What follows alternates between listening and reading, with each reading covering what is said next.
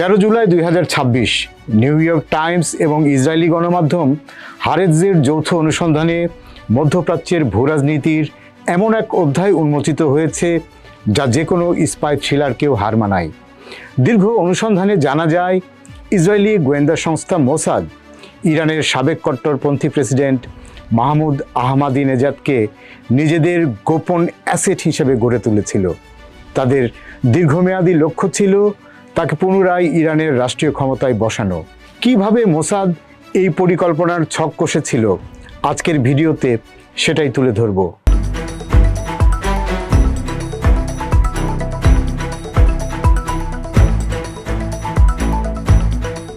এই জটিল পরিকল্পনার বীজ বোনা হয় 2022 সালের দিকে। তবে 2023 সালের 7 অক্টোবর ইসরায়েল হামাস সংঘাত শুরু হলে এতে সাময়িক বিরতি পড়ে। পরিস্থিতি কিছুটা থিতু হলে যোগাযোগ আবার গতিশীল হয়। প্রথম সংযোগটি ঘটে 2023 সালে গুয়াতেমালায় একটি পরিবেশ বিষয়ক সম্মেলনে।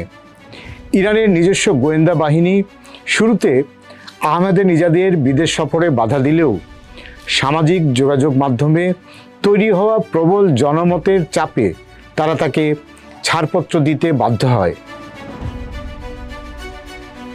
তবে মোসাদের এই সূক্ষ্ম অভিযানের মূল মঞ্চ তৈরি হয়েছিল 2024 সালে হাঙ্গেরির বুদাপেস্টে।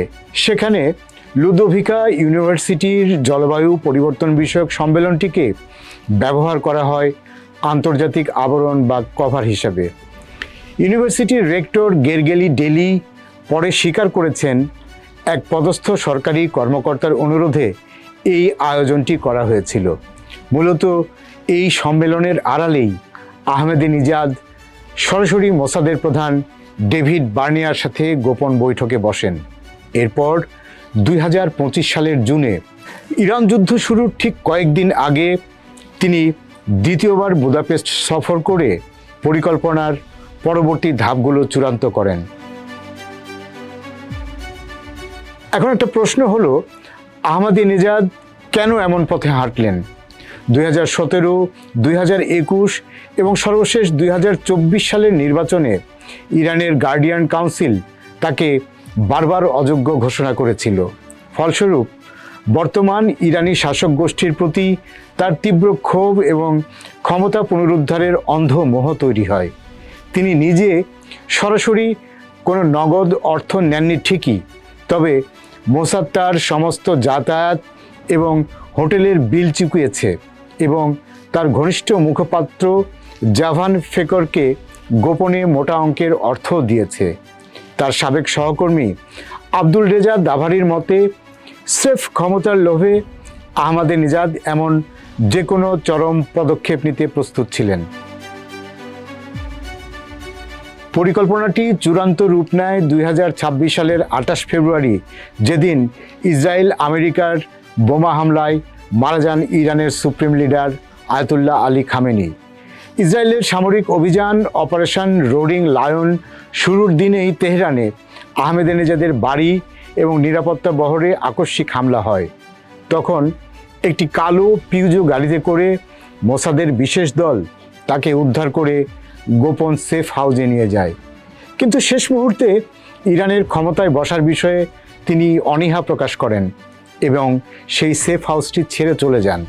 ততক্ষণে ইরানের বিপ্লবী গার্ড বাহিনী বা আইআরজিসি পুরো ষড়যন্ত্রের জাল অনেকটাই উন্মোচন করে ফেলে। এর পটভূমি তিনি নিজেই 2023 সালে সিএনএনকে দেওয়া এক সাক্ষাৎকারে উন্মোচন করেছিলেন। তিনি দাবি করেছিলেন, ইরানের মোসাদ বিরোধী ইউনিটের প্রধান নিজেই নাকি একজন মোসাদ এজেন্ট। এই ভয়াবহ প্রাতিষ্ঠানিক দুর্বলতা এবং রাজনৈতিক বঞ্চনায় আহমেদিনেজাদকে বিদেশি শক্তির সাথে হাত মেলাতে প্ররোচিত করেছিল। সর্বশেষ 6 জুলাই 2026 তারিখে আয়াতুল্লাহ আলী খামেনির জানাজায় তাকে মুখোশধারী প্রহরীদের কড়া বেষ্টনীতে দেখা গেছে।